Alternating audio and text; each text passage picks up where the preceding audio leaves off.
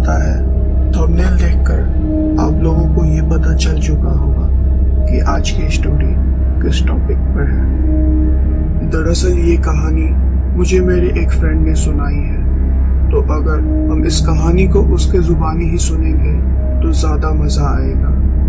तो ज्यादा देर ना करते हुए चलिए कहानी को सुनते हैं। ये कहानी मेरे अंकल की है, जहां उन्होंने एक होटल रूम में 3 रात अपने लाइफ को खतरे में डाला था और कुछ पैरानॉर्मल घटनाओं का सामना भी किया था। फिलहाल इन दिनों वो ताज होटल में बतौर मैनेजर के पोस्ट पर काम कर रहे हैं। जिन दिनों उनके साथ ये घटना घटी थी, उस वक्त वो अपने ट्रेनिंग पीरियड में थे। उसी दौरान ट्रेनिंग के सिलसिले में उन्हें और उनकी टीम को एक हफ्ते के लिए गुवाहाटी जाना पड़ा था। जिस दिन वो लोग वहां पहुंचे, उस दिन उन्हें बहुत काम करना पड़ा था, जिसके वजह से वो लोग काफी थक चुके थे। रात हो जाने के बाद वो लोग अपने अपने रूम की तरफ चले गए, जो कि उन्हें अलॉट किया गया था। पर जो रूम मेरे अंकल को मिला था वो बाहर से लॉक था। किसी को भी उस रूम के चाबियों के बारे में कुछ पता नहीं था। फिर बाद में मेरे अंकल ने किसी तरह उस रूम के ताले को तोड़ा और फाइनली वो अपने रूम में चले गए। उनमें से ही उनकी एक कलीग फ्रेंड ने उन्हें बताया कि ये रूम काफी समय से खाली पड़ा है और इसमें कोई भी आता जाता नहीं है। उनके फ्रेंड ने ये भी बताया कि लोगों का मानना है कि ये रूम हॉन्टेड है, लेकिन मेरे अंकल काफी ज्यादा थक चुके थे। उनके बातों पर ज्यादा ध्यान ना देते हुए उन्होंने अपने दोस्तों से कहा कि उन्हें चिंता करने की कोई जरूरत नहीं है। उन्होंने साथ ही साथ ये भी दिलासा दिया कि अगर कुछ होता है तो वो अपने फोन से उन्हें कॉल करके जरूर बुला लेंगे। जिसके बाद उनके दोस्त उनकी बात मान गए और अपने अपने रूम में चले गए। उसके बाद सब कुछ ठीक था। मेरे अंकल सोने के लिए चले गए। उन्होंने अपने रूम की लाइट्स ऑन ही रखी थी और साथ ही साथ दरवाजे की कुंडी भी उन्होंने नहीं लगाई, क्योंकि उन्हें अपने दोस्तों से मिली चेतावनी याद थी। उसके बाद फिर वो सो गए थे, पर अचानक ही उनकी नींद खुल गई। उन्होंने खुद को पैरालाइज्ड पाया। वो अपने शरीर को जरा सा भी हिला नहीं पा रहे थे और ना ही वो अपनी जुबान से एक भी शब्द निकाल पा रहे थे। उनका पूरा शरीर पसीने से लथपथ था और उन्हें अपनी धड़कन किसी ड्रम के बीट के जैसे सुनाई दे रही थी। उसी वक्त उन्होंने नोटिस किया कि उनके रूम की लाइट्स ऑफ थी और रूम की कुंडी भी अंदर से बंद थी। ये बात उन्हें अच्छी तरह से याद थी कि उन्होंने रूम के लाइट्स ऑन रखी थी और ना ही उन्होंने दरवाजा को बंद किया था। पर उससे भी खतरनाक चीज जो उनके साथ हुई वो ये थी कि वो लगातार ये फील कर रहे थे कि कोई उनके बिस्तर पर चारों ओर घूम रहा है। वो लगातार बहुत कोशिश किए जा रहे थे कि किसी तरह वो अपने फोन को पकड़ सके, लेकिन वो पूरी तरह से पैरालाइज्ड थे। और उसके बाद न जाने कैसे उन्होंने अपने आप को जागा हुआ पाया और जब उन्होंने बाहर देखा तो सूर्योदय हो चुकी थी। उन्होंने देखा जो दरवाजा कुछ समय पहले बंद थी वो अब खुली हुई थी। वो जल्दबाजी में भागते हुए अपने दोस्तों के पास गए और अपने साथ हुई घटना को उन्हें बताया। फिर उसके बाद वो वहां के मैनेजर से मिलके इसके बारे में जानने का सोचा भी। मैनेजर ने बताया कि ये रूम पिछले 1 महीने से हॉन्टेड है, क्योंकि यहाँ कुछ टूरिस्ट के एक ग्रुप की मौत हो गई थी। मैनेजर की इतनी सी बात ही उन सबको डराने के लिए काफी थी, लेकिन मेरे अंकल जरा सा भी नहीं डरे। उन्होंने ये तय किया कि वो एक और रात उसी रूम में बिताएंगे। उनकी ये बातें सुनकर उनके दोस्त काफी डर गए थे और वह जानना चाहते थे कि आखिर उनके इस फैसले के पीछे का कारण क्या है, जिस पर मेरे अंकल ने बताया कि उन्हें इस बात पर डाउट है कि क्या जो कुछ भी उनके साथ पिछले रात को हुआ वो सब सच था या बस उनकी ही एक इमेजिनेशन। उनके फ्रेंड्स ने उन्हें कहा कि इन सब चीजों को क्लियर करना या अपने डाउट को क्लियर करने से बेहतर है कि वो दूसरे रूम में चले जाए।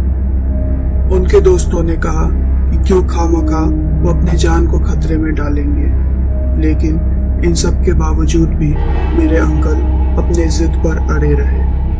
उन्होंने कह दिया कि वो एक और रात उस रूम में बिता के ही रहेंगे। जब रात हो गई तो अब फिर से वो उसी कमरे में जा चुके थे। कुछ देर में उनकी आंख लग गई और वो सो गए।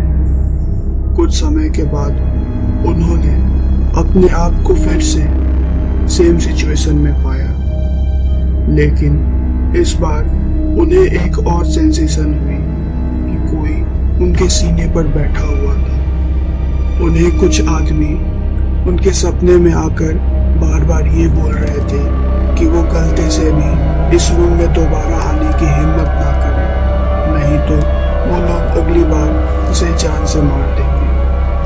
अगली सुबह इस बार मेरे अंकल भी काफी ज्यादा डरे हुए थे, पर वो कोई साधारण इंसान तो थे नहीं। उन्होंने उसी होटल के उसी कमरे में एक और रात बिताने की सोची। उनके दोस्त उनके इस फैसले पर ये बोलने लगे कि एक ही सपना उन्हें बार बार तो नहीं आ सकता, हो ना हो ये हकीकत ही है। उन्होंने बोला कि वो उस कमरे में ना जाए, जिस पर मेरे अंकल ने अपने दोस्तों से कहा कि गुवाहाटी में ये हमारी आखिरी रात है, उसके बाद हम लोगों को यहाँ से जाना होगा। मैं नहीं चाहता मैं किसी भी कंफ्यूजन को अपने साथ यहाँ से लेकर जाऊं। मैं सब कुछ क्लियर करके जाना चाहता हूँ। मेरे अंकल ने अपनी जिंदगी को खतरे में डाल दिया। अब आखिरी रात को मेरे अंकल फिर से उसी कमरे में गए। उन्होंने इस बार लाइट्स को ऑन रखा था और दरवाजा को भी खुला ही रखा था। कुछ ही देर में वो सो गए और फिर वही लोग जो पिछले रात उनके सपने में आए थे और उन्हें जान से मार देने की धमकी दे रहे थे, वो चिल्लाने लग गए। उन्होंने कहा, हमने तुम्हें पहले से ही चेतावनी दी थी कि तुम यहाँ दोबारा कभी मत आना, लेकिन लगता है तुम अपनी हरकतों से बाज नहीं आओगे।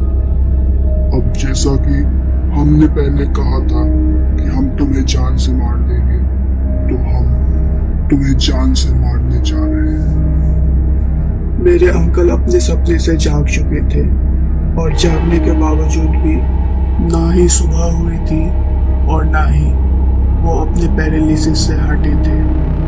वो अपने नींद में ही पैरालाइज्ड हो चुके थे।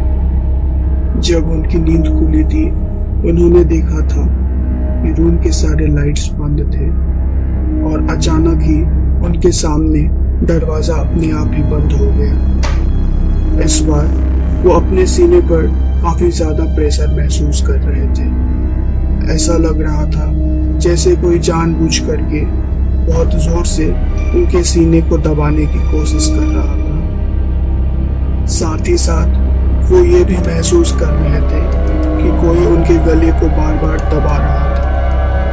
वो पूरी तरह से मजबूर हो चुके थे। कोई भी उस वक्त उनकी मदद के लिए वहां नहीं था। बहुत ही मुश्किल से किसी तरह उन्होंने अपनी आंख को बंद किया और हनुमान चालीसा का पाठ शुरू कर दिया। वो हनुमान चालीसा को बस गुनगुना पा रहे थे। उनके जुबान से भी एक शब्द नहीं निकल पा रहा था। कुछ समय तक जब उन्होंने हनुमान चालीसा गुनगुनाया, उन्होंने अपने ऊपर होते हुए प्रेशर को हल्का होते हुए महसूस किया। अब उनका शरीर पूरा तरह से हल्का हो चुका था। उन्होंने अपने ऊपर कंट्रोल पाया और वो पैरालिसिस से फ्री हो गए थे। जैसे ही वो अपने बिस्तर से खड़े हुए, वो तुरंत ही उस रूम से भाग खड़े हुए। किस्मत से ये उस होटल में उनकी आखिरी रात थी, जिसके बाद मेरे अंकल उस होटल में दोबारा कभी भी नहीं गए। दोस्तों, मुझे उम्मीद है आपको ये कहानी पसंद आई होगी। मुझे कमेंट करके बताइए कि अगर आप इस कहानी के किरदार की जगह होते तो क्या आप अपने आप को संतुष्टि देने के लिए उस कमरे में बार बार सोने के लिए जाते? मेरा जवाब तो बिल्कुल ही ना है। अब कमेंट करके ये भी बता दीजिएगा कि आपको और किस किस टॉपिक्स में स्टोरीज सुननी है, ताकि मैं बिल्कुल वैसे ही कहानी आपको सुनाऊं जो आप सुनना चाहते हैं। जाते जाते लाइक, शेयर और सब्सक्राइब करके ही जाना। रखिएगा अपना ख्याल। तब तक के लिए मिलते हैं अगली कहानी।